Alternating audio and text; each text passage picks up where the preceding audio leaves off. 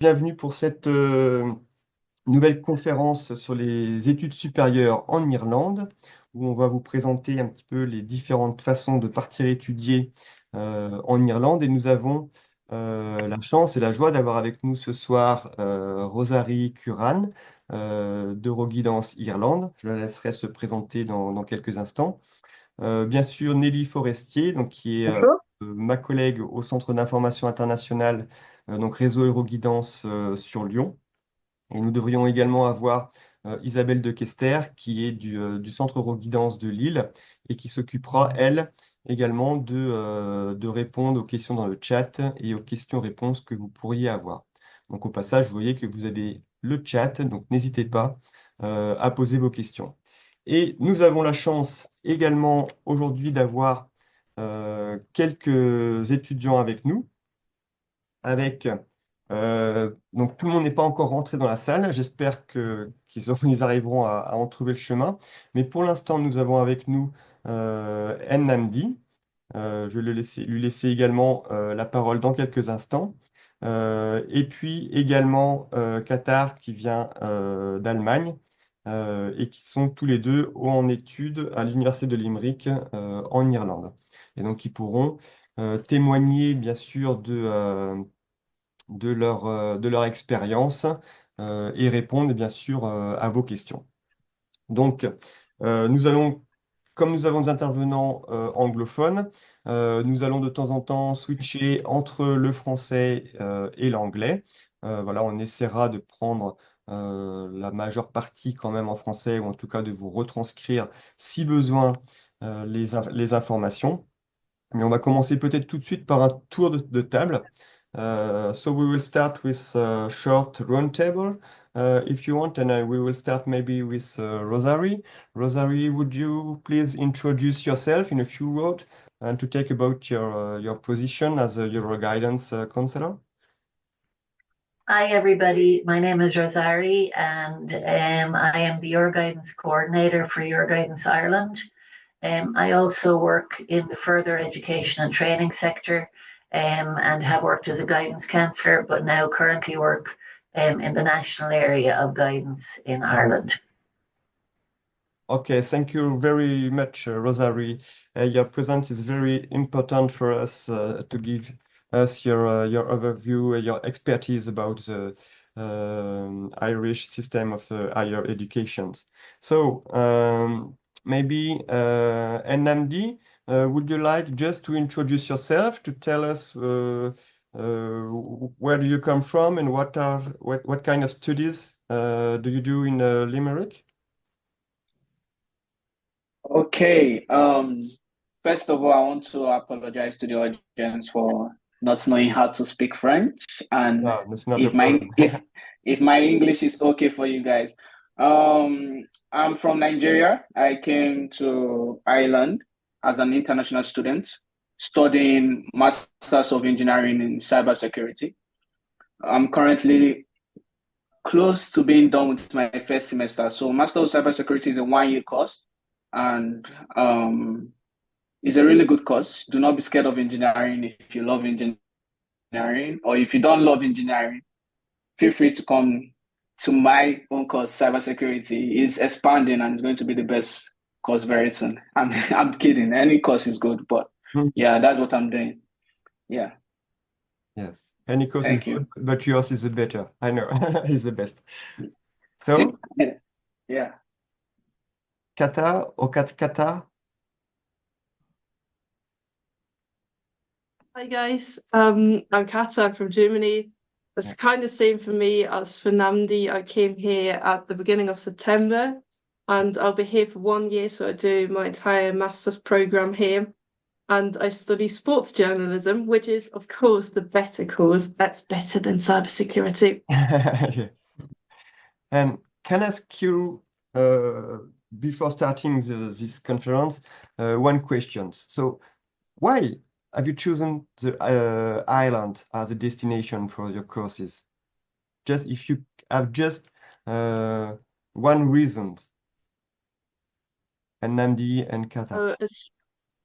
It's hard to just pick one reason. but my main reason was that I want to go to Sky Sports and probably English speaking because I don't speak French and my Spanish is not that good. So it had to be an English speaking country. Yeah. And I like the course. It's quite a unique course, and Limerick's one of the only universities who did that. Okay, thank you. And you? And Nandi? Why I choose Ireland. So I would say Ireland has the duration for my course in Ireland is shorter compared to, let's say you want to go to the Canada and the US, you have to do like 2 years, but it's a 1 year course, so you can get it done. And you if you want to go further, you can go for a PhD or you can go into the workforce or into the industry. So that was like one of it. And Ireland, the process of getting into schools is easier compared to US and Canada, as I said. So I would say I choose Ireland because it gives you an easy route for education and they are very friendly people and it's a very good environment. Okay, Yeah. thank you. It's a lot of reasons, not just one. Nandi. So, donc, je vais relancer maintenant du coup en français et je vais vous demander, puisque nous, du coup, on s'est présenté, et puis pendant que je présente pendant que vous répondrez au sondage, peut-être que Nelly pourra également prendre la parole si elle veut se présenter elle-même. Vous avez un petit sondage que vous devez voir actuellement à l'écran. Donc, une première question, c'est savoir un petit peu qui vous êtes. Donc, ça nous permettra peut-être d'adapter également nos réponses. Une deuxième question pour voir où est-ce que vous habitez. Voilà, ça nous permettra de voir aussi au niveau géographique d'où est-ce que vous venez. Et puis, une dernière question, voilà, pour vous, les études en Irlande, en un mot, ou quelques mots. L'idée, c'est d'avoir une réponse courte pour voir un petit peu ce que vous en pensez. Donc là, je vous laisse répondre. Peut-être Nelly, est-ce que tu veux te présenter également? Bien sûr, donc bonjour à tous, je suis Nelly Forestier, je suis psychologue éducation nationale au Centre d'information international. Voilà. Très bien. Et donc voilà, le réseau Euroguidance, hein, pour compléter un petit peu nos informations, c'est un réseau pour l'orientation du programme Erasmus, hein, donc où on est là pour promouvoir la mobilité, donner de l'information, des conseils à la fois aux professionnels, mais également à ceux qui voudraient partir à l'étranger. Et voilà, et c'est dans ce cadre, avec cet objectif, que l'on fait des visioconférences comme celle à laquelle vous assistez maintenant. Vous verrez en fin de séance quelles autres visioconférences nous attendent dans les semaines et mois à venir. Voilà, je vous laisse encore un tout petit peu de temps pour répondre, parce que je vois que tout le monde n'a pas encore répondu, on y est presque.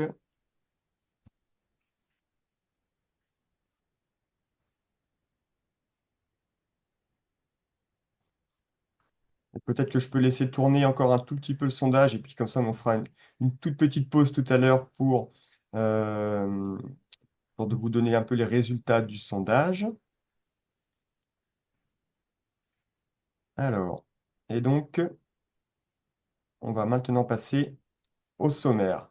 Donc là, peut-être juste pour vous expliquer un petit peu ce que l'on va voir ce soir ensemble, on fera un aperçu rapide de l'Irlande, hein, avec quelques éléments voilà, démographiques, un petit peu économiques, pour vous donner un petit peu voilà, un aperçu de ce pays.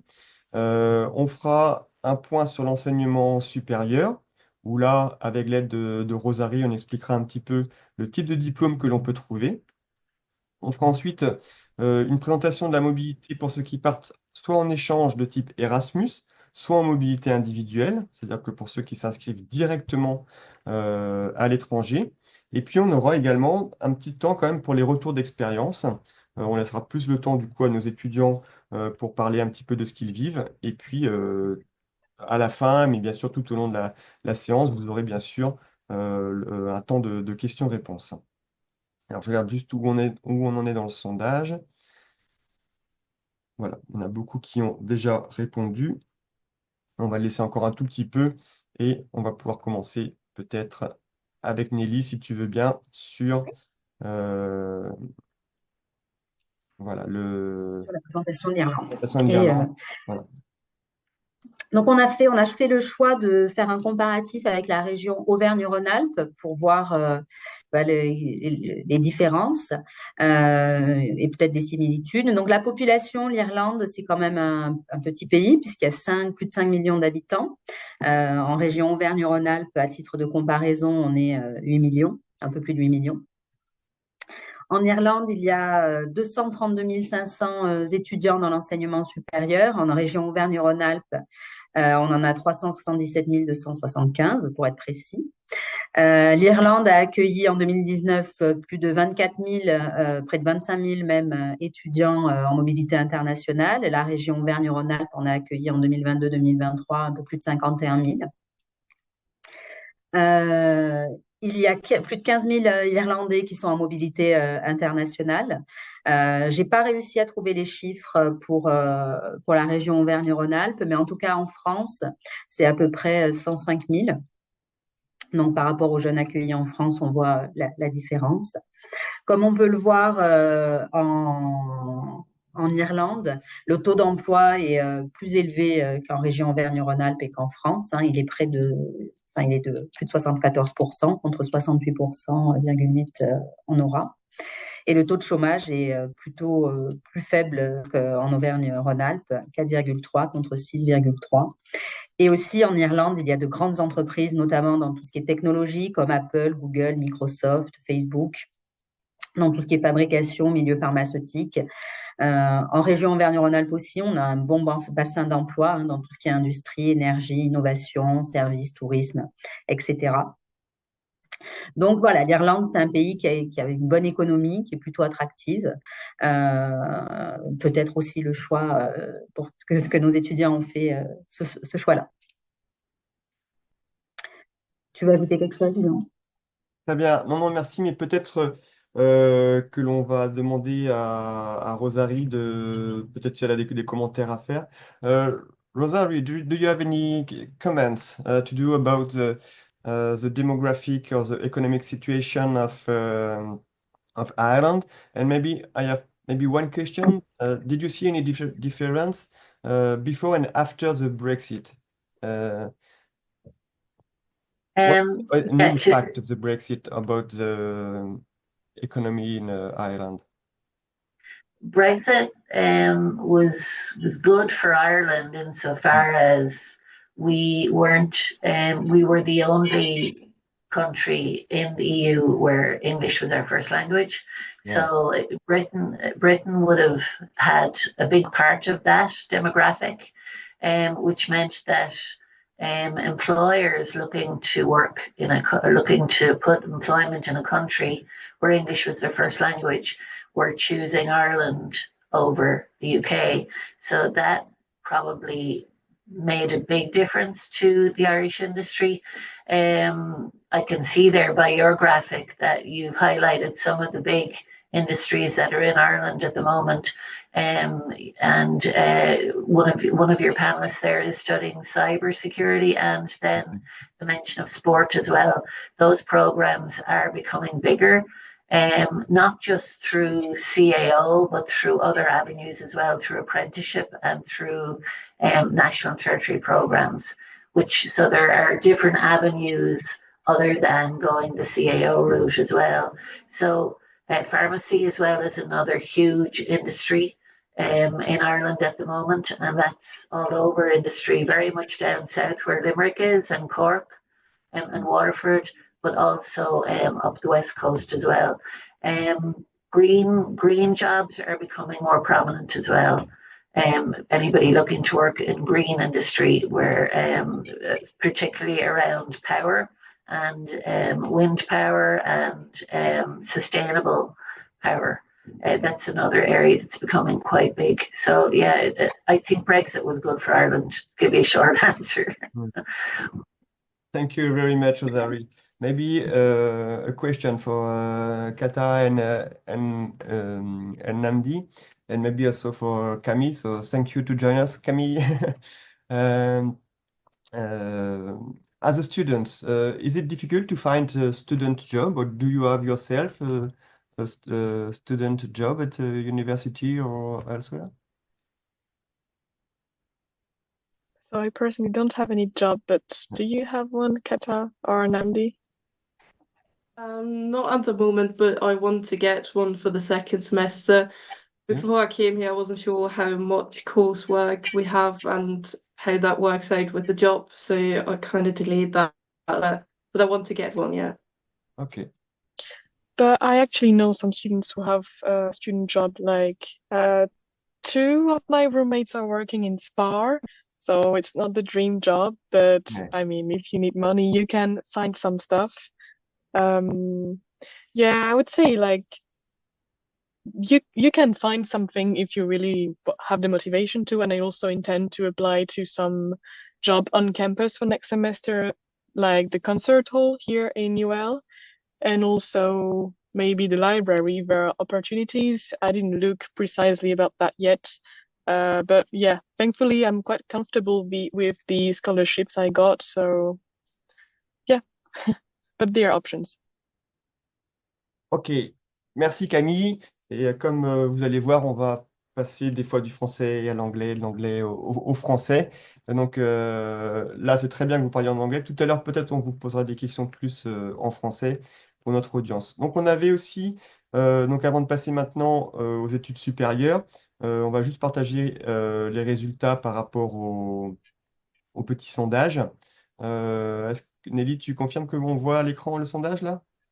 Je le vois, Très bien. c'est très Donc bien. juste voilà, pour vous nous donner une idée, on est plutôt donc études, enfin lycéens et parents d'élèves, quelques étudiants et également des professionnels de l'éducation, donc soit conseil d'orientation ou on va dire ou enseignants par exemple.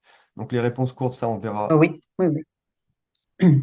Voilà. Alors, est-ce que tu peux nous expliquer maintenant, Nelly, un petit peu le type de diplôme que l'on a en Irlande, et puis avec l'aide ensuite de Rosalie qui nous expliquera un peu les différences entre certaines formations. Oui, donc en France, nos diplômes se calquent sur le référentiel de qualification européen. L'Irlande a gardé un référentiel national. Donc nous, ce qu'on appelle niveau 5, c'est tout ce qui est bac plus 2, les BTS par exemple, les DUT qui sont un diplôme intermédiaire. Chez eux, c'est le niveau 6, donc c'est ce qu'on appelle le Higher Certificate sur le schéma de droite. Sorry, Rosarie, I've tried to work out a plan study, but I don't know if it's good. So you tell us after. Et ensuite, nous, le niveau 6, c'est le niveau licence, donc 3 années, et master 1, 4 années. Et eux, ils ont 2 niveaux, le 7, qui est le niveau hors de ce qu'ils appellent l'ordinary bachelor degree, et le honors bachelor degree, qui lui est en 4 ans. Et ensuite, il y a des masters qui existent en 1 an ou en 2 ans. Ça dépend des diplômes. Donc ça, on peut retrouver les données. Yvan vous expliquera et Rosarie aussi après. Et ensuite, il y a un autre diplôme qui s'appelle Higher Diploma. Et Rosarie va, j'espère, nous en dire plus sur ce diplôme, qui est une année de transition pour des élèves qui souhaitent se réorienter et qui ont une année intensive dans un autre domaine que le diplôme dans lequel ils étaient inscrits. Donc, voilà ce que je peux dire sur les diplômes. Donc, quand vous postulez en Irlande, il faut postuler sur ces niveaux-là, 6, 7 et 8, en tout cas en post-bac. Pour le reste, ce sera le niveau 9 après le niveau licence ou bac plus 4. Merci Nelly. Je te laisse poser des questions à Rosarie. Yes. Rosarie, in France, we have some diplomas similar to higher certificates, which are called BTS. But we don't have a difference between ordinary bachelor and honors bachelor. We don't have this kind of signification. So can you explain the difference for French people about the difference between an ordinary bachelor's degree in 3 years and an honors bachelor's degree, which can be taken in 3 or 4 years, I think, depending on the university or the program? Yes, some people, and our national framework has been around since 2012. So that's why it's different from the European. I think the European one came a little after that, but ours is being re-looked at again currently. So the information we're talking about this evening may change by next year, just to let you know that. So that framework is being looked at our Euroguidance Ireland recent event. Ivan, we had a lady from the QQI talk to us about that and compare the two. But basically, in Ireland, level 6s and 8 are 6, 7, and 8 are our undergrad. So 6, 7, and 8 are our undergrad levels. You can stop at any of those and continue on. Level 7 is an ordinary degree. You can still get work with an ordinary degree, but obviously an honours degree is going to be better. Especially if you want to go on to do a master's. You can't really hop from a level 7 to a level 9. So if you want to go to a master's, you need to do the 7 and the 8. Regularly, an undergrad in Ireland takes 4 years. So level 6s, 7, and 8 usually takes 4 years. And then the master's can take 1 to 2 years, depending on where you are, or whether you're doing a full-time or part-time. So the level 7, while it's still a degree, it's not really. A level 8 is going to be where you should be aiming for. I'll put it that way, if you want to progress. When completing the CAO, you should always put in your choices at levels 8 and 6 and 7. Yeah. Even if you really want a level 8, you should always put in the 6 and 7 as well, because if you don't get the 8 that you want, you might get the 7 that you want, which may lead to an 8 later. Does that make sense? Yes, we will explain this difference a little later with the CAO, but your first advice is to make 2 choices in level 8, but also in level 6 and 7, Exactly. in case of people don't get any seat in level 8. Exactly. Yeah. Okay. Yeah. So a level 7 is a degree, but obviously the level 8 is a better degree. And if you're looking to progress through all the levels up to possibly a master's or a PhD, then you would be hoping to go to level 8 at some point, even if you start at level 7. Yes, it makes sense for me, and for the audience, it will be more clearer in a few minutes when we will explain the process of the CAO. So thank you, Rosarie. Maintenant, Nelly, on va parler de justement la mobilité en échange et puis la mobilité de façon individuelle. Est-ce que tu peux commencer à nous présenter la mobilité en échange? Et ce sera l'occasion également ensuite pour Camille voilà, de présenter un petit peu voilà, la situation dans laquelle elle est. Voilà, mais je vous laisse la parole. Merci. Donc, quand on part en mobilité en échange, dans un premier temps, et même parfois avant de s'inscrire dans un établissement, c'est ce qui peut motiver aussi l'inscription dans une école ou une université. Il faut déjà regarder les partenariats que les établissements ont en Europe ou hors Europe d'ailleurs. Mais voilà, si vous êtes intéressé pour étudier en Irlande, quand vous faites des salons, vous pouvez vous renseigner auprès des professeurs pour connaître justement les établissements, leurs établissements partenaires. Quand il y a des partenariats comme ça, cela permet de partir à l'étranger avec des frais de scolarité français, donc c'est quand même intéressant, et d'avoir un contrat d'études avec l'université partenaire et avoir des cours qu'on n'aurait pas forcément dans l'université française. Donc, on peut partir en mobilité en échange à partir de la 2e année, mais c'est quand même plus courant en 3e ou en 4e année. Ça peut durer un semestre ou une année. Ça, c'est en fonction justement du partenariat et de ce que vous avez envie. Et il peut, voilà, renseignez-vous aussi sur les bourses parce qu'il y a des bourses Erasmus. Parfois, il y a aussi des bourses régionales en complément, des aides à la mobilité internationale et des bourses sur critères sociaux que vous pouvez parfois conserver. Donc, voilà, renseignez-vous bien. Normalement, le référent mobilité d'université ou le responsable connaît toutes ces choses-là. Donc, Camille, est-ce que vous voulez bien intervenir pour nous dire voilà, comment ça s'est passé pour vous? Est-ce que ça a été le fait qu'il y ait un partenariat avec l'Irlande, c'est quelque chose que vous avez choisi par la suite ou c'est venu après? Et voilà, vous voulez bien nous raconter. Oui. Alors, ça dépend beaucoup de chaque université parce que, en fait, enfin, vous l'avez déjà un peu présenté, mais c'est vraiment des partenariats qui sont construits entre un département d'une université avec une autre faculté.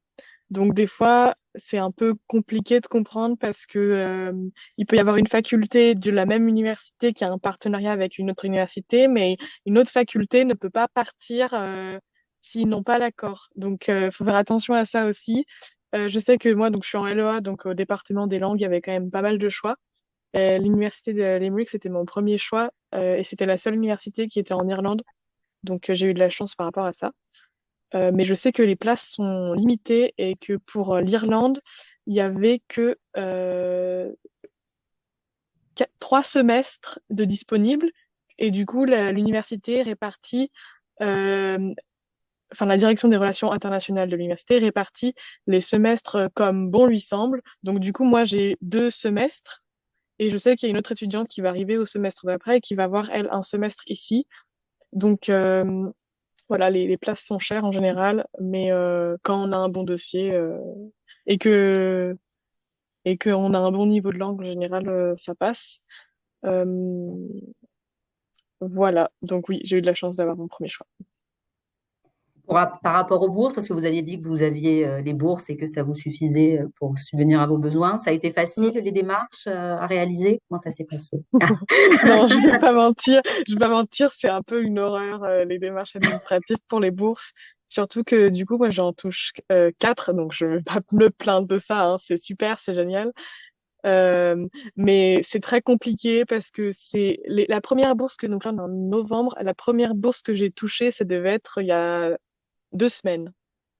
Parce que Ok, tout prend un temps fou et en fait, ben, on part en ayant un mois et demi sans aucune bourse. Enfin, moi, je suis boursière du Crous, donc j'ai quand même eu mes 145 euros par mois d'échelon 0 bis.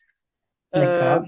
mais ouais, la bourse Erasmus et la bourse régionale, je les ai touchées en partie, je crois à peu près à 80%, là dernièrement, sur les 2 dernières semaines. Donc D'accord. voilà, faut s'attendre à ça aussi quand on part. Il faut avoir une épargne quand même assez conséquente, surtout pour l'Irlande, parce que je sais que ça se fait, c'est pas mon cas, mais je sais que ça se fait. On peut demander à l'avance de payer plusieurs mois de loyer en avance, donc du coup, ça fait des virements qui peuvent excéder les 1 000 € très rapidement. Donc c'est important de partir avec de l'épargne par rapport au logement et aux deposits. J'ai D'accord. perdu le mot, mais voilà. La caution. Oui, la caution. Et par rapport au contrat d'études, est-ce que vous avez des cours différents de ce que vous auriez en France? Qu'est-ce que vous pouvez nous en dire? Ouais, ça aussi, ça dépend de chaque université. Je sais qu'il y a des universités qui sont vraiment très strictes sur le choix des cours et qui vont un peu pas choisir à la place des étudiants quels cours ils vont faire, mais qui vont vraiment inciter l'étudiant à prendre l'équivalent, l'équivalent de chaque cours qu'ils auraient eu en France. Moi, à Lyon 2, je n'ai pas eu de contraintes par rapport à ça. Donc voilà, j'ai un module d'allemand, un module de psychologie du travail, un autre module de psychologie sociale des organisations et un module d'histoire et encore un module de médias digitaux et de communication. Donc on peut voir que voilà, moi j'ai eu la chance de pouvoir choisir des choses qui n'ont rien à voir avec la langue pure et dure, on va dire. Mais voilà, ça reste à l'approbation des référentes donc ma référente de Lyon 2 et celle de l'université de Limerick. Voilà. Non. Merci. J'ai pas d'autres questions. Merci Camille. Merci. De toute façon, on aura l'occasion de re-questionner Camille et plus voilà, sur leur vécu en fait à l'université en Irlande. Là, on est plutôt voilà, sur des choses un peu factuelles, on va dire, sur comment ça s'organise. Alors, donc là, la mobilité en échange, voilà, on est bien sûr des étudiants pour les Français là, qui commencent leurs études en France et qui partent, comme Nelly l'a dit, plutôt au cours de leurs études en troisième plutôt ou quatrième année. Donc, on a aussi la mobilité individuelle et là, on va peut-être prendre du coup un peu plus de temps pour expliquer cela. Là, c'est pour ceux qui voudraient partir directement à l'étranger.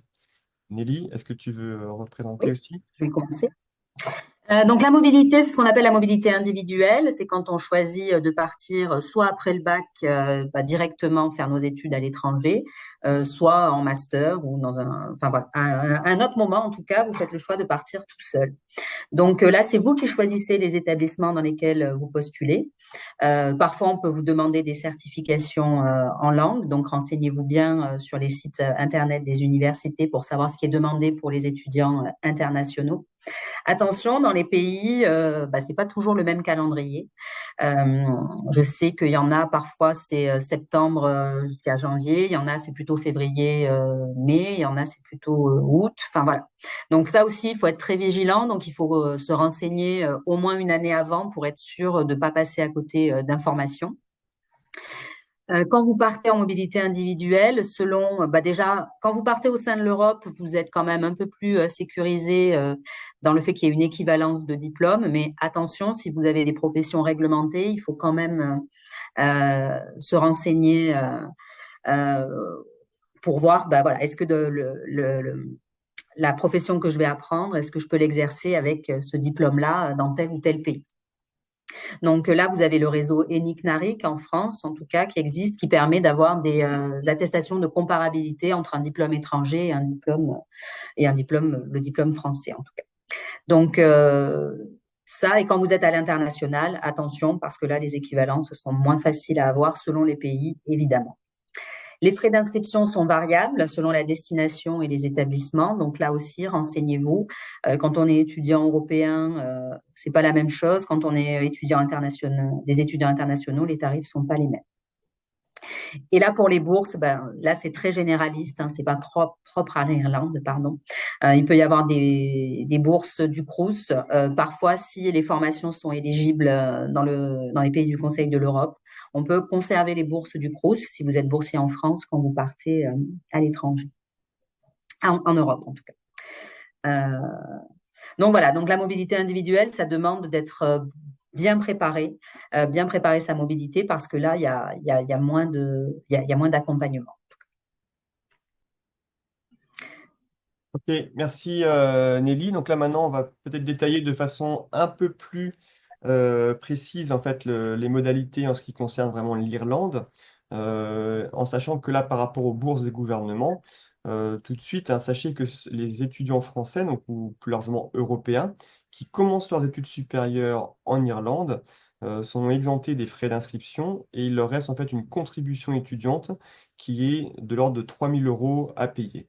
Donc, au lieu de sommes qui avoisineraient plutôt les 10 à 15 000 euros. Donc, ça, c'est, on va dire, une opportunité quand même pour les étudiants français.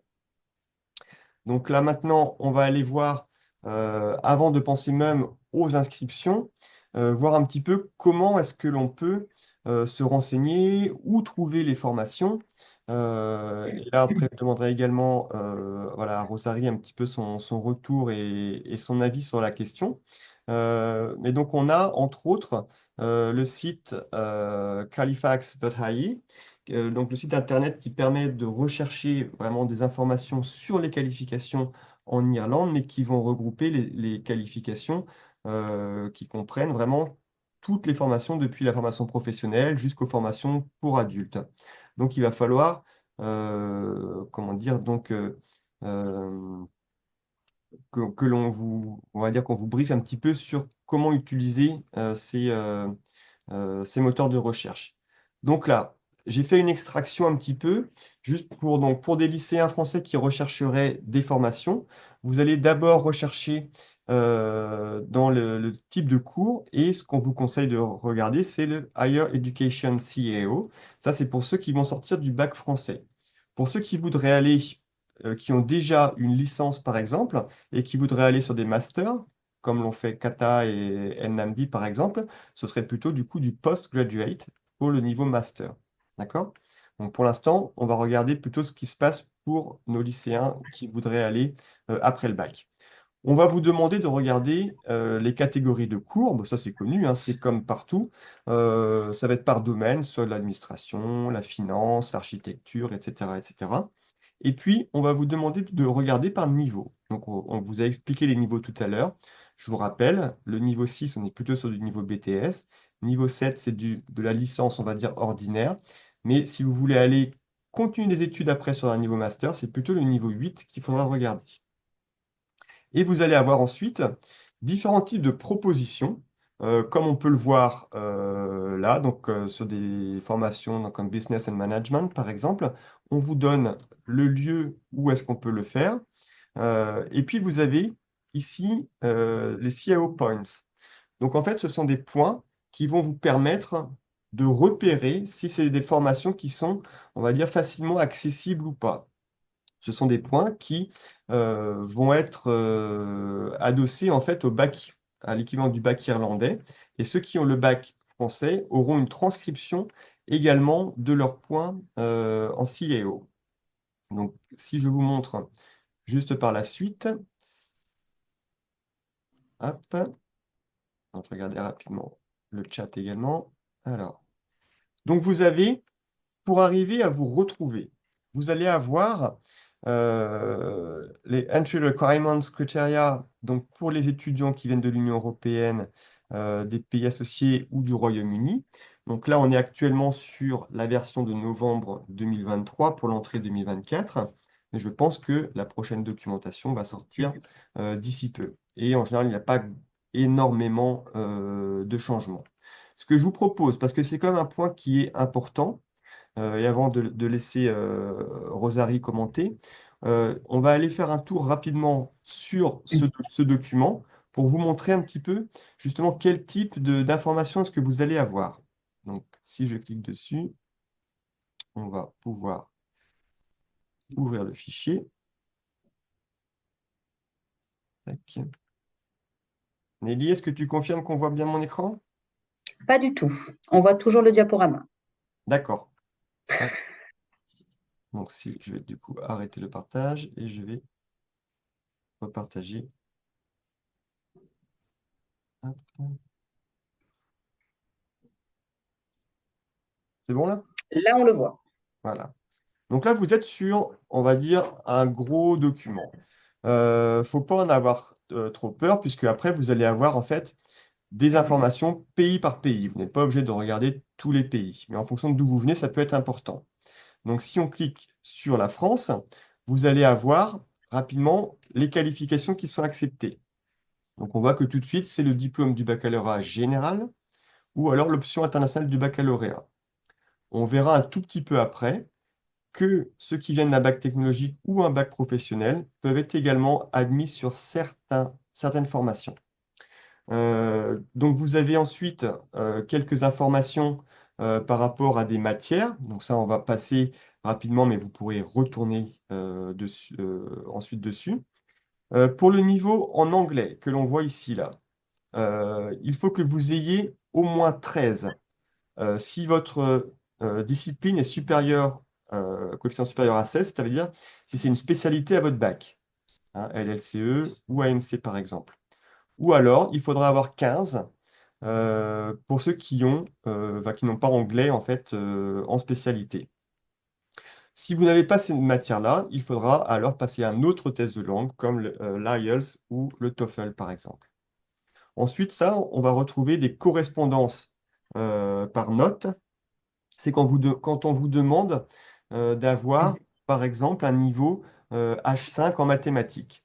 Ça veut dire qu'il faut que vous ayez au moins soit 12 si vous êtes en spécialité, puisque le coefficient sera supérieur ou égal à 16, ou alors au moins 14 sur un coefficient qui serait inférieur à 16, c'est-à-dire que ce ne soit pas une spécialité. D'accord?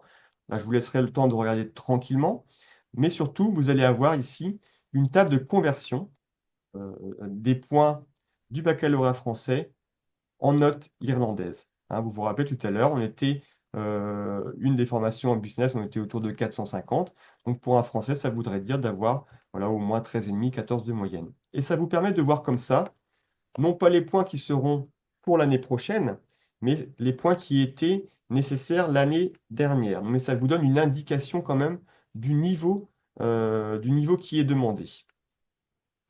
On voit peut-être juste pour terminer que ceux qui ont au moins 11 sur 20 avec la spécialité mathématique ont automatiquement 25 points supplémentaires.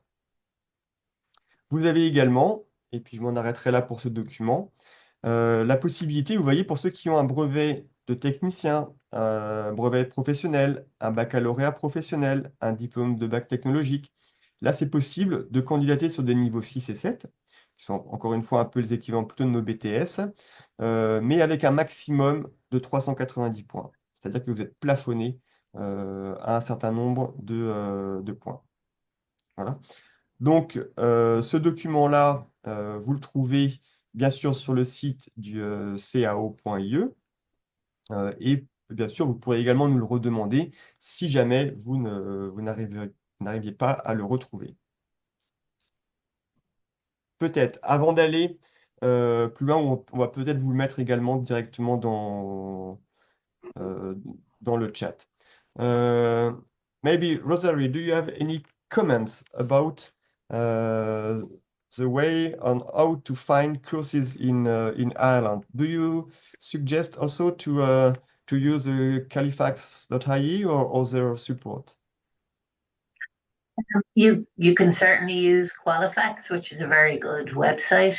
Also, if you have an idea of the different universities, you can use the individual universities' websites as well. If you have an idea of where you want to go in the country, you have the major universities, and then you have some of the ones that have become universities like ATU you mentioned, and ATU, Atlantic Technical University, would be a group of universities down from Donegal right down the west coast.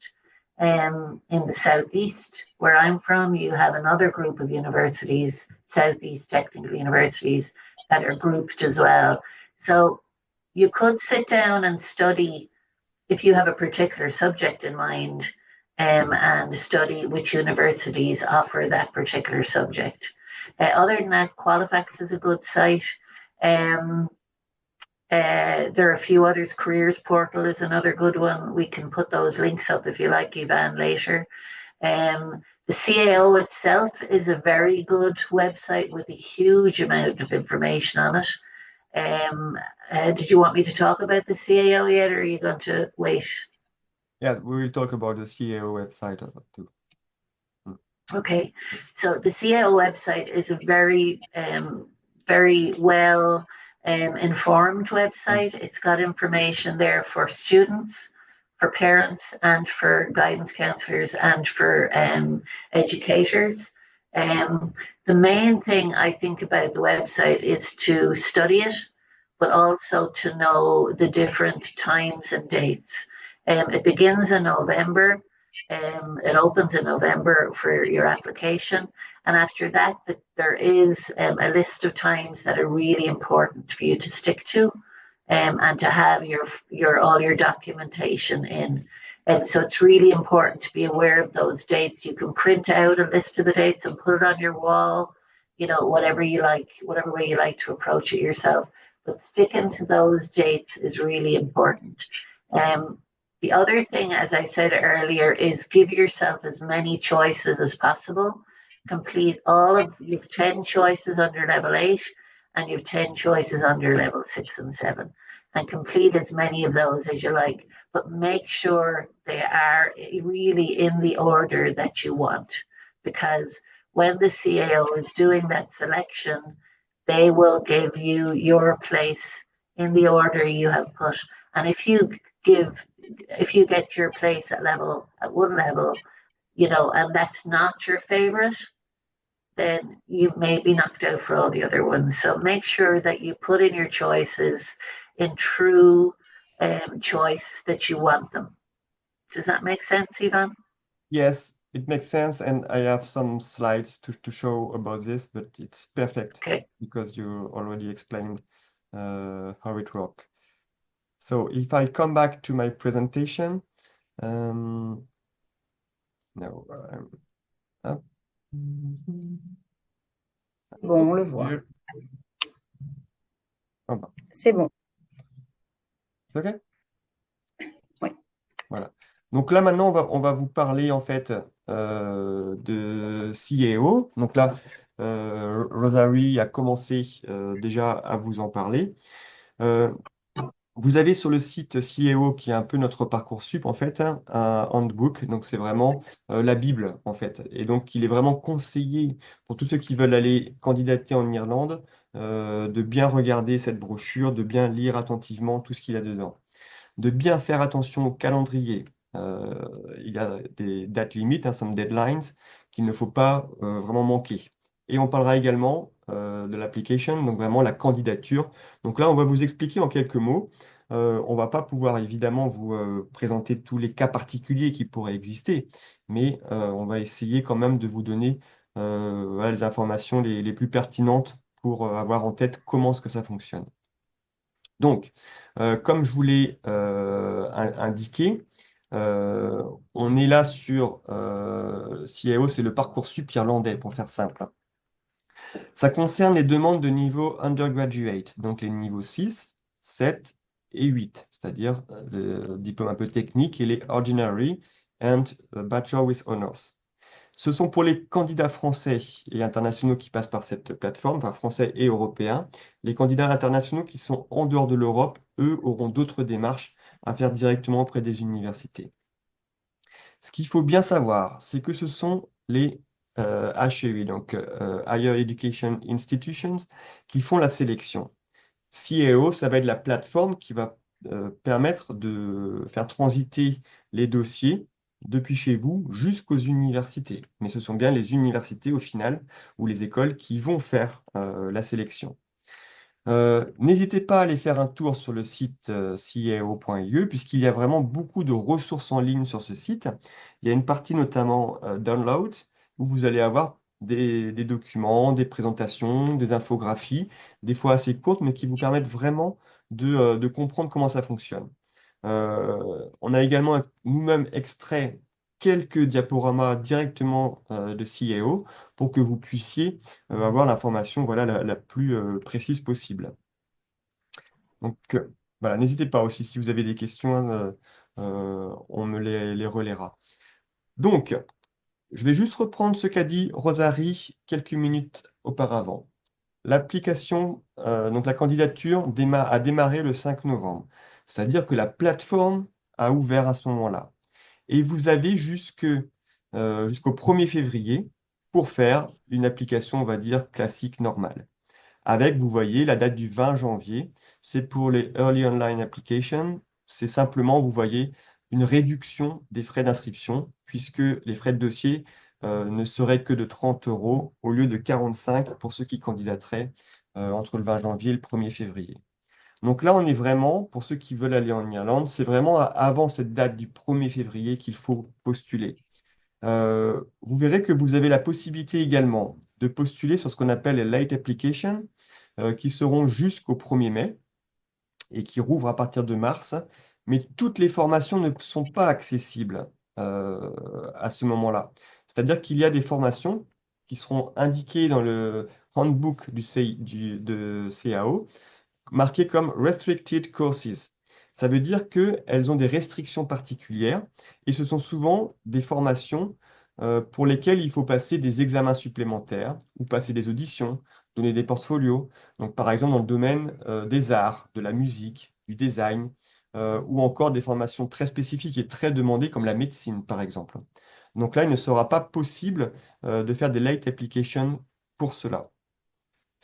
Ceux qui veulent faire des late applications, vous pouvez également en faire, même si vous avez candidaté avant le 1er février, si vous voulez simplement rajouter des vœux, mais ce sera à ce moment-là 10 € par vœu nouveau. Donc voilà, donc pensez bien à faire le maximum de vœux possible avant le 1er février.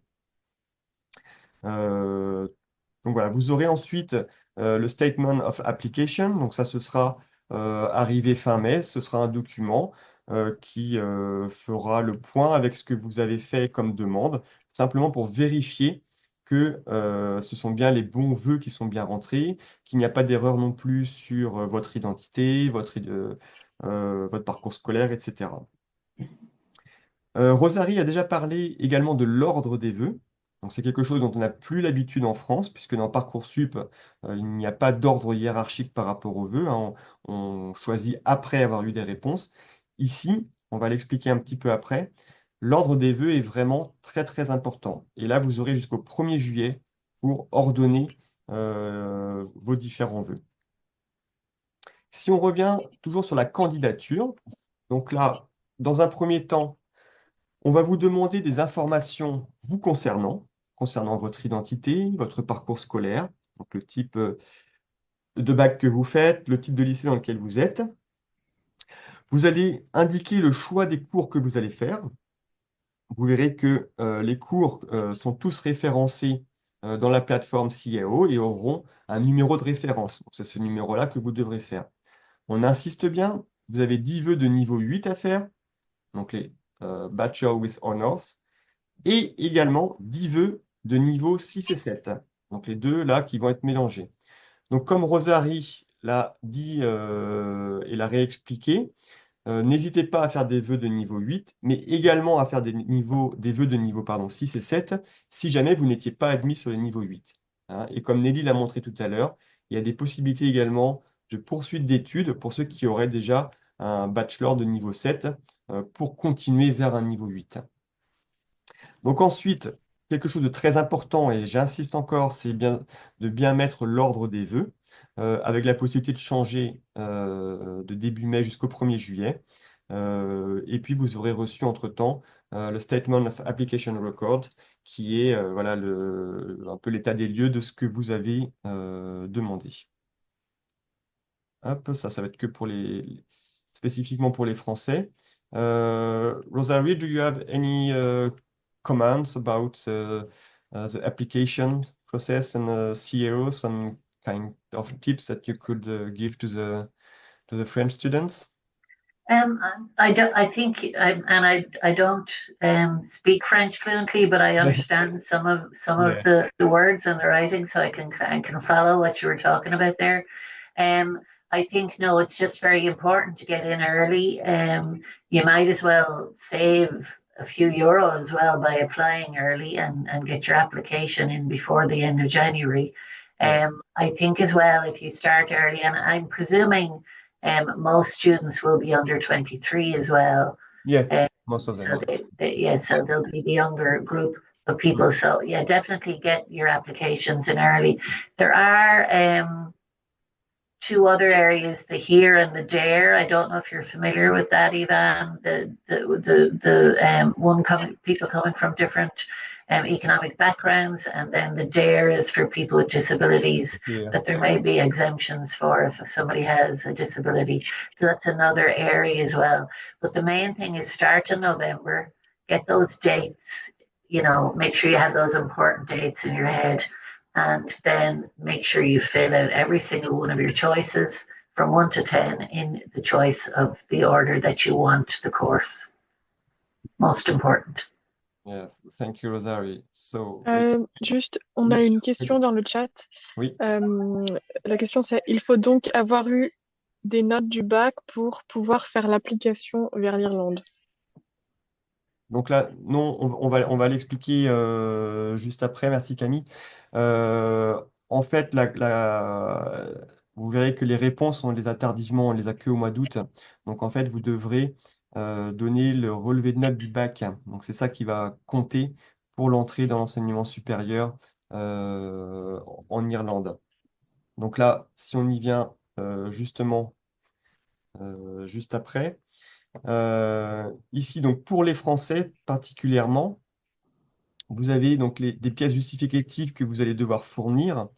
Donc, comme vous présentez d'autres examens de fin d'études que le diplôme irlandais, vous allez devoir envoyer au CIAO une photocopie certifiée de vos résultats dès qu'ils sont disponibles, c'est-à-dire dès le mois, dès début juillet, vous allez devoir envoyer une photocopie certifiée. Photocopie certifiée, ça veut dire une photocopie qui va être tamponnée soit par votre établissement scolaire, ça peut être le lycée, ou par la mairie, par exemple. Ça, ce sont les deux façons les plus simples pour vous de faire une photocopie certifiée. Ça ne va pas suffire. Il va également falloir que vous envoyiez vos documents accompagnés d'une traduction officielle, parce qu'ils ne vont pas être imprimés en anglais. Pour avoir une traduction officielle, il faut passer par un traducteur agréé et qui est inscrit auprès de la cour d'appel. Et là, on les trouve sur le site donc service-public.fr en faisant une recherche donc, de traducteur agréé. Et vous allez avoir ensuite une recherche géographique qui vous permet de voir les traducteurs agréés auprès de la cour d'appel dans votre secteur géographique. Ça coûte un petit peu d'argent hein, de faire une traduction officielle. Ça coûte une quarantaine d'euros à peu près par document. Voilà. Je ne sais pas si Camille, vous avez eu à faire ça, vous? Je ne pense pas, non? Non, j'étais même pas au courant qu'il fallait payer un traducteur officiel pour le faire. Euh, donc non, j'ai pas eu à traduire de documents. Mais je sais que par contre, pour certaines destinations, on peut demander la traduction. Mais dans ce cas-là, c'est les profs qui vont nous aider à le faire en fait. Enfin, on va pas payer une certaine somme pour qu'un traducteur le fasse. Donc du coup, j'étais surprise de cette information aussi. Ça, c'est Voilà. en fait pour ceux qui veulent s'inscrire directement en fait, à l'université à l'étranger. Quand on part dans le cadre d'échanges comme Erasmus, par exemple, là, la traduction de l'enseignant va pouvoir suffire, en fait. Mais c'est un point important et qu'il faut un petit peu anticiper pour que vous ne soyez pas pris au dépourvu quand vous aurez vos résultats du bac. Donc, si on continue, et après, donc, on va pouvoir vraiment vous laisser la parole à Camille, Qatar et Madi pour voir un peu comment vous vivez votre expérience. Là, rapidement sur the offer process, c'est comment est-ce qu'on vous donne vos réponses. Donc, pour les étudiants européens, vous avez 3 rounds qui sont à partir du mois d'août. L'année dernière, on était plutôt autour du 10 août. C'est là que vous avez votre première réponse. Le principe, c'est que vous avez 2 listes qui sont vraiment étudiées séparément, encore une fois, hein, les offres des vœux que vous avez fait sur le niveau 8 et les offres que vous avez faites, enfin les demandes que vous avez faites sur le niveau 6 et 7. C'est là que c'est très important, encore une fois, d'avoir l'ordre des vœux, parce que si vous êtes admis sur votre premier vœu, les vœux de rang inférieur vont être effacés automatiquement. Il y a 3 tours parce que vous pouvez très bien être refusé sur vos 2 premiers vœux, mais rester, par exemple, sur liste d'attente sur votre 3e vœu et être admis sur votre 4e.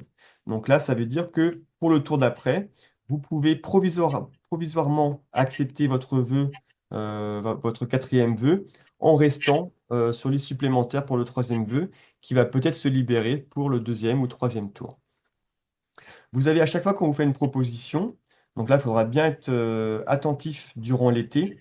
Vous avez que quelques jours pour répondre. Donc là, c'est bien indiqué en fait quand on vous fait la proposition, tout simplement pour que les places voilà, puissent se libérer et que les tours puissent avancer. Donc j'espère que c'est à peu près clair.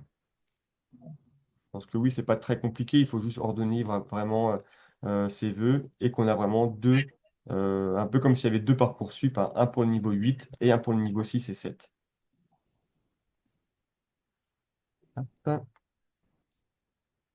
Donc là, avant de passer maintenant à la vie étudiante et puis voir un petit peu comment vous vivez un petit peu tout ça, vous, en Irlande, est-ce que,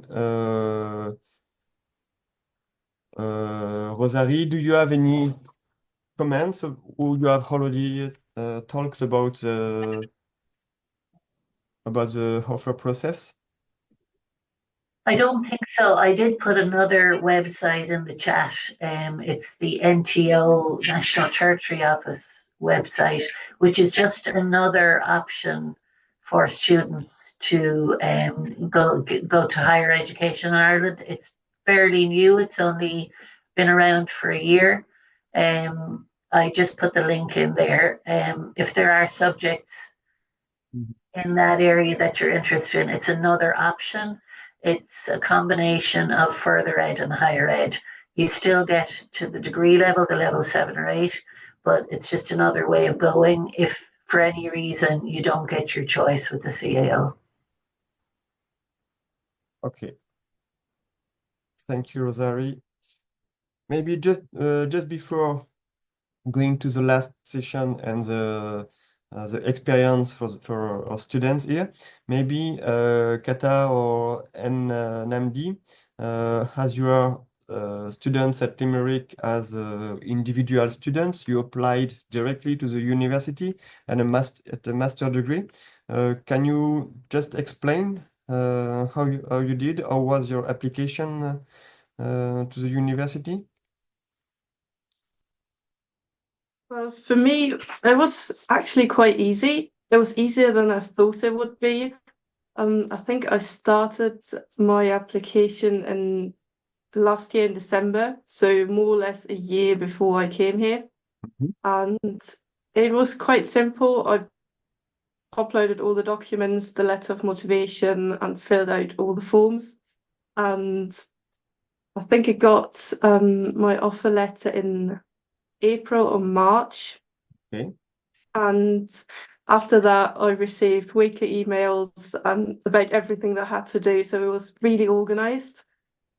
And you always knew what you had to do next. And there were always people on the way you could ask, and they were like, reach out if you need any help with anything, Yeah. and tons of reminders. So it was really organized. Yeah, and for the master, you applied directly to the university, not via a Yeah. platform. Yeah. It's a bit different. I know a lot of students from France who have like a combination master. So they're still at their university in France, but still at the same time kind of here in Limerick as well. So they do a double degree. I don't do that. So I apply directly to Limerick and I'm just here. Okay, thank you. And for you, Namdi, how was your application? Yeah, it was similar to Carter's own, but because I'm an international student, I need to also ensure that I have like my visa checked and my English proficiency certificate. Yeah. Yeah, so it's very easy. You just go on the portal, you search your course, you see like the application link there, you click apply, you apply, they send an email. The next stage, they are good with communication, and you also have they have like these student ambassadors. Me and Kata and Camille were part of the student ambassadors also. So we help with new students coming in. So if you have like any questions, you can also ask them and they will tell you their experience and all. Yes, So and you can help future students for the master's degree or also for the undergraduate, meaning yeah, bachelor degree. For both of them? yeah, yeah. So the thing is, we can help mostly with masters, but Yeah. bachelor's degree also because the internet has a lot of information, so we can also research and let you know what you need. Yeah. Okay. Thank you very much. So maybe this is the last slide before the end. Now, Kata, Camille, and Namdi, can you talk about a little about your student life? We put there on the screen some keywords, but you are very free to talk about what you want. What is the most interesting for you to talk for future students who would hesitate to go to Ireland to study? Kata, the floor is yours. I think you are motivated to talk. Well, I don't know where to start, to be honest. The biggest difference, I think, I'm just going to start with the courses. Biggest difference, I think, to France as well, is that the courses here are really small. It's literally like being in school. When I did my undergrad in Germany, and we were 300 people in one course, and now we're 18. So it's really like being back in school. But I really like it because when you're 300 people in a course, there's no personal connection to the tutor, to the lecturer. You can't really go up to them and ask questions because they get tons of questions at the same time.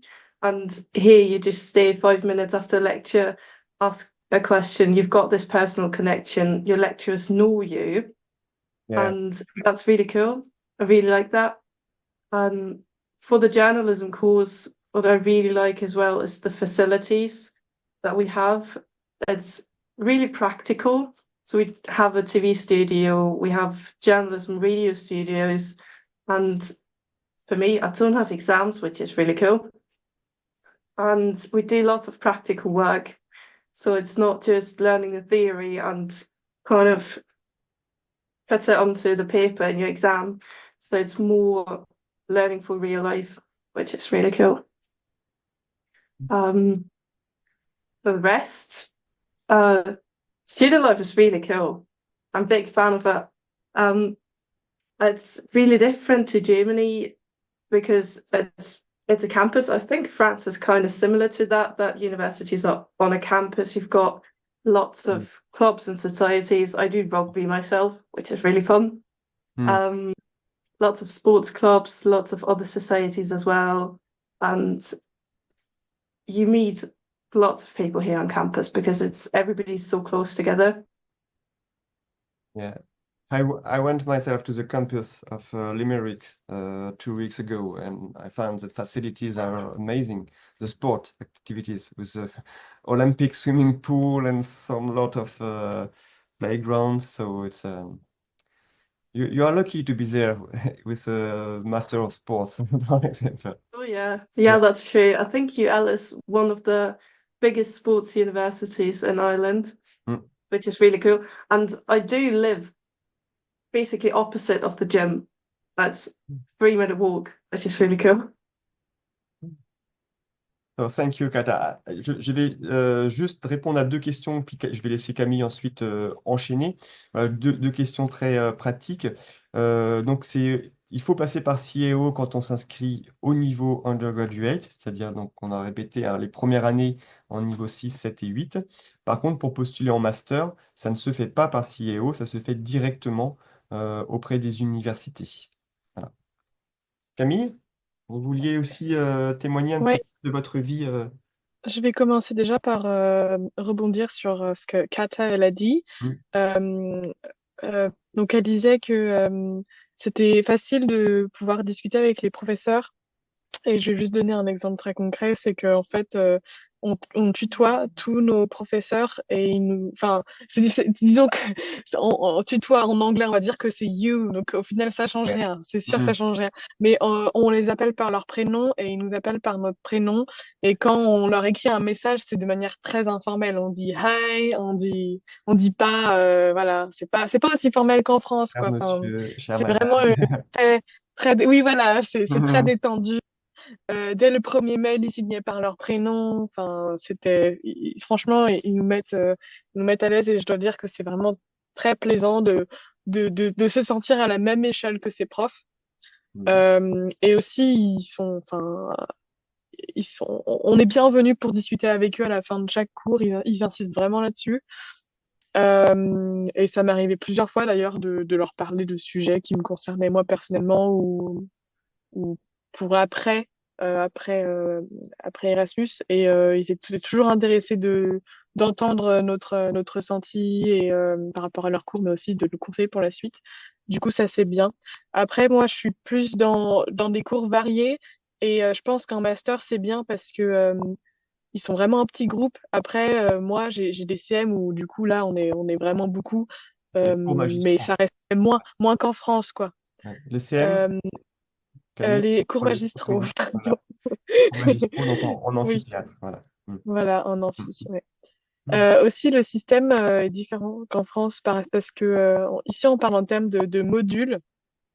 En France, on va plutôt parler d'unité d'enseignement où le TD, le travaux dirigés, du coup, en petite classe, ne va pas forcément être rattaché au cours magistral.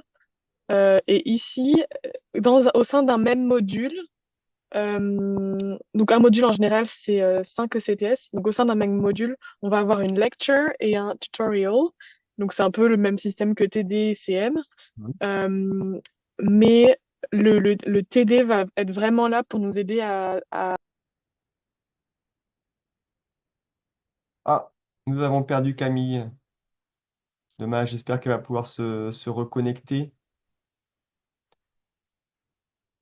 So, maybe NMD, waiting for Camille to connect back. Can you explain also how is your student life in Limerick? Okay. what you can. So Oh, so just my real student, quick. okay, is she back? Yes. Sorry, just real quick. Camille said her laptop died. She doesn't have any battery, and now she's looking for another place to put it up. Okay, so Camille has, okay, she's looking for a battery to put on her laptop, but before she comes, I'll just quickly, yeah, hopefully she comes.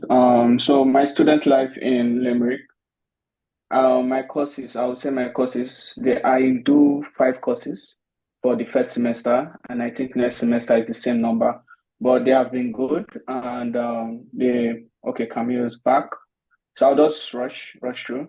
So the professors are really nice. They are friendly. You can walk up to the professors, as Katja said, and ask your questions. They are accommodating. And it's a diverse environment. You get to meet people from different places. I have 2 people from France in my course, Yeah. Stanislas and Emma Lafront. Yeah, I have 2 people from. They're really smart. And I got to know that in France, you have to study maths for like 2 years. I'm like, that is really good because maths is like the foundation of every course. I think if you don't know maths, it's really going to be tough. I don't know. I'm joking, but yeah, maths is actually a foundation. And the accommodation in UL in Limerick is also very good. The on-campus accommodation is good in terms of the distance between the accommodation and different areas of the schools, like the main building, the sport facilities and all is good. So if you want to stay on campus, is worth the money. But if you want to stay off campus, you get it cheaper, but you might, have issues with transportation. But the transportation is also cheap for students. You get like a leap card, which is good for Keep calm. you to move around. Yeah, move around Limerick. In terms of the social life, Limerick has a lot of events, both on campus and off campus. In terms of so my experience here in Limerick this year, for the first semester, we got to do the Halloween party. We also got to do campus Christmas, which is not officially a school event, but it's really nice when students celebrate Christmas before the exams. It takes the pressure off you, before you start studying for exams. And in terms of clubs and societies in the school, there are different clubs. There are sports clubs, you have the volleyball, you have the football club, you have I've forgotten the other names. There's kayaking, there's dancing. There are a lot of fun activities you can get involved in to keep your student life balance. So it will not be all study, study. You also have a balance between fun and connecting with other people.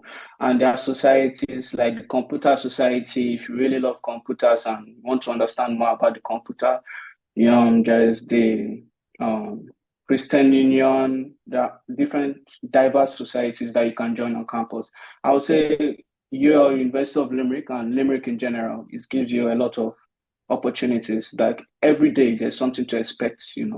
So you're always welcome. It's a good place to come. And my time here has been beautiful. Thank you. Yes, thank you, Namdi. So, Camille, est-ce que vous voulez compléter un petit peu? Oui. Vous avez été coupé? Oui, l'ordinateur s'est éteint. Donc, oui, je voulais surtout parler de 2 choses qui me semblent importantes. Namdi, il a dit que par rapport aux accommodations, donc les logements, c'était bien.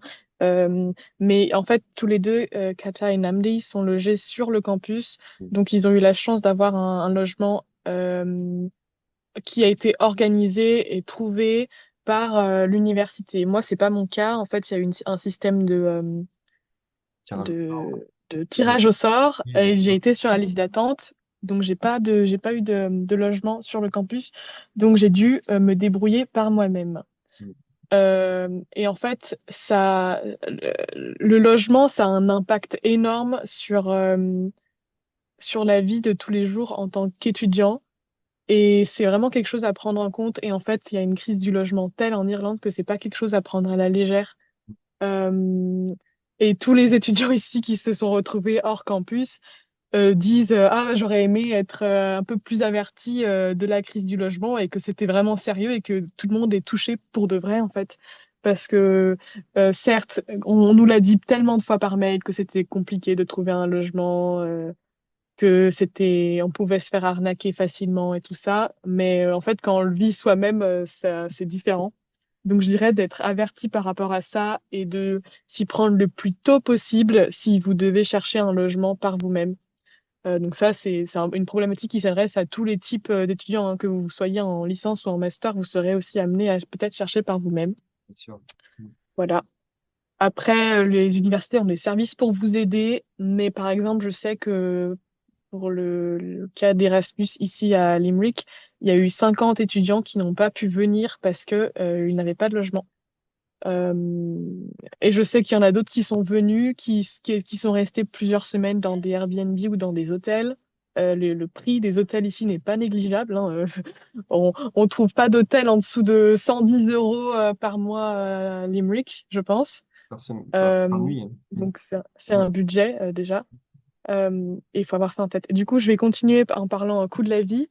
Donc pour donner un chiffre, moi je dépense ici 1100 euros par mois, ce qui est beaucoup plus que ce que je dépensais en France. Euh, en France, j'étais au Crous, donc du coup j'étais en coloc au Crous, donc du coup j'avais un loyer de 350 euros par mois. Et ici, on est une coloc de 4 au Crous, 350 euros par mois à Lyon. Et là, je suis en coloc, on est 7 dans la maison à partager une cuisine avec 4 chaises et une salle de bain pour 7. Et je paye 650 euros par mois, ce qui est un prix un peu élevé quand même pour l'Irlande. Même si les logements sur le campus, ça va de mémoire de 500 à 800 euros par mois. Donc, voilà, c'est quand même un certain budget à prendre en compte. Et je vais me mute parce que je dois sortir de la salle dans laquelle je suis. Là, je suis à la BU. Mais je reste connectée. D'accord, merci Camille. Rosary, Camille talked about the accommodation and the difficulties to find a place to live in Ireland because all the students don't have the opportunity to have a room in a student residence. So can you say something about that? Yes, absolutely, and I have experience of this from my own children as well as knowledge of working with clients. Some universities, and UL has been mentioned obviously by all the students here, and I'm so happy that they've all had such a positive experience. And for sport, as you said, Katha, it is one of the major universities in Ireland. It was the first university in Ireland to ever have a major sports program. So it's been around a while in that area. Some universities are better than others for having on campus accommodation and a good selection of accommodation. Some will have campus accommodation nearby. I would always be looking at obviously the cost, how close it is for you to get to your studies every day, how safe it is in the evenings at night if you're in a city. Some cities, some areas of Dublin, for example, may not be as safe as others. So location, cost, and safety would be the three things I would be looking at. I think as well, you mentioned extra jobs and things like that. Those of you who obviously speak very good English and have other languages as well, maybe look at jobs and positions that you might get as translators or something where you can use those skills that you have, that multilingualism, because in Ireland we're not good at being multilingual. It's not that we're not good at it. Maybe it's because English is our first language. We get a bit lazy about it. So you do have an advantage in that area having an extra language. So just be aware of that if you are going to look for extra jobs or extra work. I think, Ivan, your question there around accommodation, I know the country. I know what places offer good accommodation and what places don't. In areas where the university wouldn't be as, I suppose, as well known, like you mentioned ATU there in Donegal and places like that, you'll probably be more likely to get shared housing where you would share a house with other students and rent. So there wouldn't be as much campus accommodation in those areas. It would be very much renting a space, an apartment or a house that you would be looking at. So it would vary according to the location of the university you're looking at.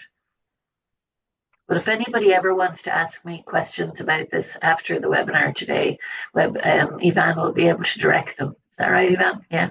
Yes, I can. Yeah. Of course. And one of the questions was about the location, but regarding the cities, is it any differences between finding an accommodation in Dublin or Cork or Galway or Limerick, or it is the same? Dublin is very, very difficult. Dublin. Irish people have problems getting accommodation in Dublin. There is campus accommodation in a lot of the universities like Trinity College, UCD, DCU, but it fills up very quickly. The other cities, you're obviously all familiar with UL. You have UCC. Cork is a very good university town, but not as busy as Dublin. It's very much got a big town feel as opposed to a city feel about it. And the accommodation selection there is good. The other major universities, Galway would be another good university where accommodation is good. Dublin would be the hardest, most difficult, and the busiest to get to. Yes, the capital. Yeah. So it's 5 to 7 here in France, 5 to 6 in Ireland. So we are coming to the end. So thank you very much. I don't know if there's still any questions. You still have just last opportunities to ask your question in the chat. But I would like to thank you, of course, Rosarie, for all your expertise about the Irish system, and also Kata and Nnamdi and Camille. Also, your experience is very precious for our students, and a special thanks to Camille, of course, because voilà, je vais repasser du coup en français. Merci beaucoup Camille, parce que c'est vous qui nous avez permis du coup d'être en contact avec les autres étudiants. Donc merci beaucoup pour ça. C'est très très bien donc d'avoir des étudiants qui viennent d'horizons différents, ça donne d'autres perspectives. Donc là, en attendant qu'il y ait du coup d'autres questions qui viennent, et peut-être le temps de vous laisser préparer un dernier petit commentaire, un dernier conseil que vous pourriez donner aux jeunes qui voudraient partir en Irlande. Voilà, on vous rappelle juste nos prochaines visioconférences. Le mardi 17 décembre sera sur les études supérieures au Canada. En janvier, on passera aux études supérieures en Allemagne. Maybe Kata, you will be there with us to talk about studies in Germany. Ensuite, le jeudi 23 janvier, ce sera plutôt sur, pour les Français, le côté Parcoursup, césure internationale, comment tout ça, ça peut se mélanger. En février, date à définir, on partira en Espagne. Et puis en avril, donc là, on sera déjà un peu tard pour les inscriptions en études. Par contre, on pourra parler vraiment des volontariats, d'autres expériences que l'on peut mettre dans des césures. Voilà. Maybe, do you have a last word, a last advice to give to the French students? We will still hesitate to go abroad, and specifically in Ireland. Maybe Rosarie, you are the first. We'll be very happy to have you here. Yeah, I know. And you'd be very welcome. I've also put in that NTO website into the chat. Just take a look at that as well as another option. And if you need any more information on anything, ask Ivan and he'll pass on the query, I think. Yeah. Yes. Thank you very much, Rosarie. Thank you for having me today, Ivan. Kata, last word, the last advice? Well, I know it can be scary to think about going abroad, especially for a bachelor's degree for 2 or 3 years, but it really is a great experience. It's super fun. You meet so many new people, and especially in Ireland, Irish people are unbelievably friendly. As a German, I can say that they are unbelievably friendly, and it's really good fun. Thank you very much. And Nnamdi? A last piece of advice? And in addition to what the others have said, I would just say when choosing a course, do not be scared of what course you want to go for. No matter the news you hear about any course, whether it is hard or not, just go for that course and hope for the best. You will do well. Thank you, Anand. Camille, dernier conseil Oui. d'étudiant à étudiant Euh, ou aux ouais, parents? bah, je m'aligne sur sur ce qu'ils ont dit. Oui. J'aimerais aussi ajouter que c'est très important, enfin ça a été très important pour moi en tout cas, de faire appel, on va dire, à mon réseau euh, pour, euh, pour pouvoir déjà arriver jusqu'en Irlande, juste se renseigner sur le témoignage des autres étudiants de mon université qui sont venus ici, euh, demander à la copine de ma maman qui connaît quelqu'un en Irlande, comment ça se passait par rapport au logement. Enfin, c'est des trucs un peu bêtes, mais qui sont hyper importants parce que je trouve ça vraiment essentiel d'avoir un contact sur place. Donc, essayez par rapport à votre réseau de vous renseigner. En général, en passant par votre université, vous pouvez récolter le témoignage des étudiants qui sont déjà partis. En passant par Yvan, par exemple, enfin, si j'imagine que voilà, moi, si je suis là, c'est parce que j'ai eu un entretien avec Yvan et qu'on a parlé de ce que je voulais faire plus tard. Donc, c'est des choses qui sont importantes. Et j'ajouterais aussi que moi, je suis tout à fait disponible. Donc, je suis à Limerick au moins jusqu'au mois de mai. Mais j'envisage de commencer à travailler à Dublin l'année prochaine. Donc voilà, s'il y en a qui veulent discuter avec moi de manière tout à fait informelle, il y a pas de souci. Et s'il y en a qui viennent en Irlande l'année prochaine, boire un verre avec vous avec plaisir. Voilà, le mot Merci, de la fin. merci beaucoup, Camille. Nelly, est-ce que tu as un dernier mot pour les étudiants qui voudraient partir? Alors, un dernier mot, je sais pas, mais en tout cas, merci d'avoir participé à cette visioconférence. Euh, voilà, vous avez les sites ressources, hein, Euroguidance France et le Centre d'information internationale pour trouver des informations aussi. Donc, n'hésitez pas à regarder ces sites aussi si vous avez des questions.